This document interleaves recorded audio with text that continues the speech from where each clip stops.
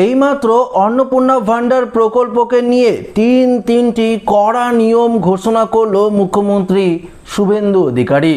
হ্যাঁ বন্ধুরা, এই মহিলাদের টাকা ফেরত দিতে হবে যারা জুলাই মাসে টাকা পেয়েছেন। আপনারা প্রত্যেকেই ভাববেন না যে আপনারা অগাস্ট মাসে এই প্রকল্পের টাকা পাবেন, কেননা ইতিমধ্যেই অনেক মহিলাদের লিস্ট করা হয়েছে, তাদের কিন্তু টাকা ফেরত নেবে রাজ্যের মুখ্যমন্ত্রী শুভেন্দু অধিকারী।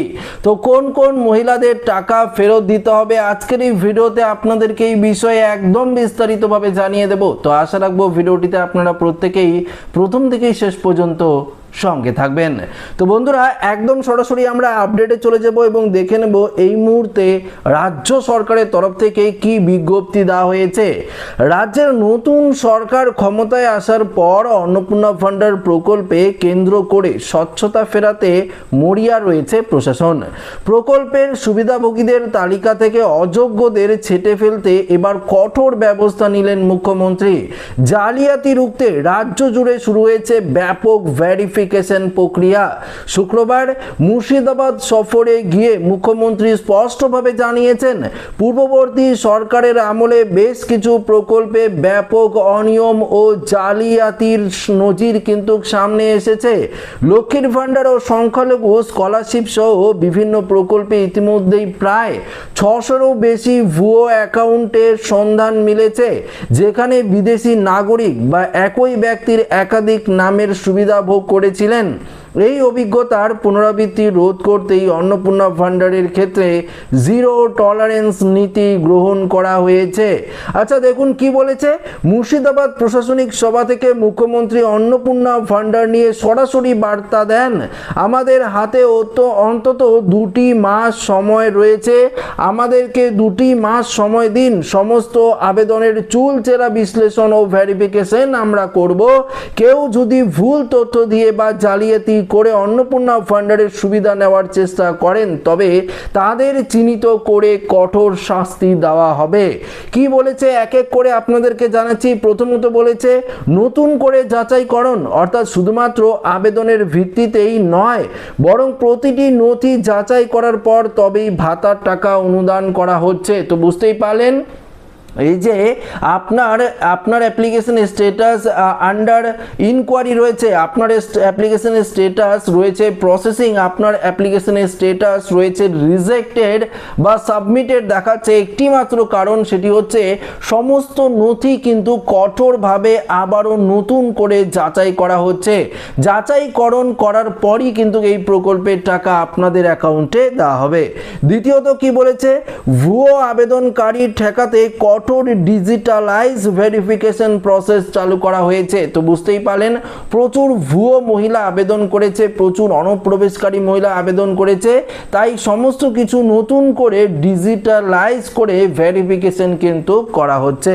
দেখুন, কঠোর আইনি পদক্ষেপ যদি ভেরিফিকেশনের সময় প্রমাণিত হয় যে কোনো ব্যক্তি অবৈধভাবে সরকারি ভাতার সুবিধা নিচ্ছেন তবে তার বিরুদ্ধে আইন অনুযায়ী কড়া ব্যবস্থা নেওয়া হবে। তো বুঝতেই পারলেন, আপনারা যারা জুলাই মাসে টাকা পেয়েছেন, আপনারা এই 1 তারিখে অনেক মহিলারা টাকা পেয়েছেন, কিন্তু যখন আবারও পুনরায় যাচাইকরণ হবে তখন যদি আপনি ধরা পড়েন এবং এখানে যদি আপনি প্রমাণিত হন যে আপনি এখানে অবৈধভাবে সরকারি ভাতা নেওয়ার সুবিধা নেওয়ার কিন্তু আপনারা যে ফর্ম ফিল আপ সেটা করেছেন এবং সুবিধা নিয়ে যাচ্ছেন, তাহলে আপনার বিরুদ্ধে কঠোর আইন অনুযায়ী ব্যবস্থা নেওয়া হবে। এটা কিন্তু পরিষ্কার জানিয়ে দিয়েছে মুখ্যমন্ত্রী শুভেন্দু অধিকারী।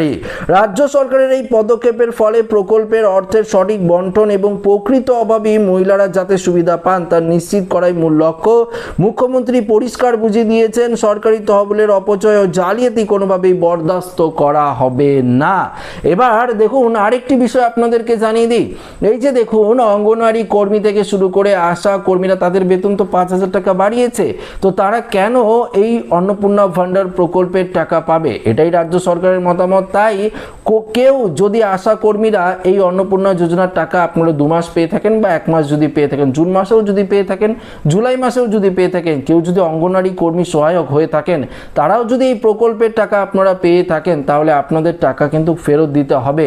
এটা কিন্তু শিওর, আপনাদের টাকা কিন্তু ফেরত দিতেই হবে। একটি মুচলেখা লেখে আপনাদের টাকা কিন্তু ফেরত অবশ্যই নেবে রাজ্য সরকার, কেননা পরিষ্কার জানিয়ে দিয়েছে কেউ পার্শ্ব শিক্ষক রয়েছেন, প্যারা টিচার রয়েছেন, আপনারা যদি পেয়ে থাকেন আপনাদের টাকা কিন্তু ফেরত দিতে হবে। কেউ সিভিক ভলেন্টিয়ার রয়েছেন, আপনারা যদি এই প্রকল্পের টাকা পেয়ে থাকেন ফেরত কিন্তু অবশ্যই দিতে হবে। কেউ সরকারি চাকরি করেন, পেনশন পান, ভুলবশত কারণে আপনার অ্যাকাউন্টে টাকা ঢুকলে সেই টাকাও কিন্তু আপনাদের ফেরত দিতে হবে, সঙ্গে মুচ লেখা কিন্তু অবশ্যই দিতে হবে। তো এইমাত্র কঠোর আইন জারি করলো এই অন্নপূর্ণা ভান্ডার নিয়ে মুখ্যমন্ত্রী শুভেন্দু অধিকারী। আগেই বলেছিলাম বন্ধুরা যে দেখবেন যে লক্ষ্মীর ভান্ডার প্রকল্পে যারা টাকা পাচ্ছিলেন তার অর্ধেকেরও কম মহিলা এই অন্নপূর্ণা ভান্ডার প্রকল্পের টাকা আপনারা প্রতি মাসে মাসে পাবেন। যারা পেয়েছেন তারা যদি ভাবেন যে আপনারা অগাস্ট মাসে টাকা পাবেন, পরবর্তী অগস্ট বা সেপ্টেম্বর, অক্টোবর এইভাবে প্রতি মাসে মাসে টাকা পাবেন, এটা কিন্তু আপনাদের সম্পূর্ণ ভুল ধারণা। কেননা আবারও নতুন করে ডিজিটালাইজ ভেরিফিকেশন চলবে এবং চলার পর প্রকৃত উপভোক্তারাই এই প্রকল্পের টাকা পাবে, এমনটাই স্পষ্ট জানিয়ে দিয়েছে মুখ্যমন্ত্রী শুভেন্দু অধিকারী। তো আমার উদ্দেশ্য ছিল এই আপডেটটি আপনাদের সামনে উপস্থাপন করার। তো ভিডিওটি ভালো লাগলে লাইক করবেন, শেয়ার করবেন, নতুন হয়ে থাকলে চ্যানেলটিকে সাবস্ক্রাইব করে আমাদের সঙ্গে জুড়ে থাকবেন। ধন্যবাদ।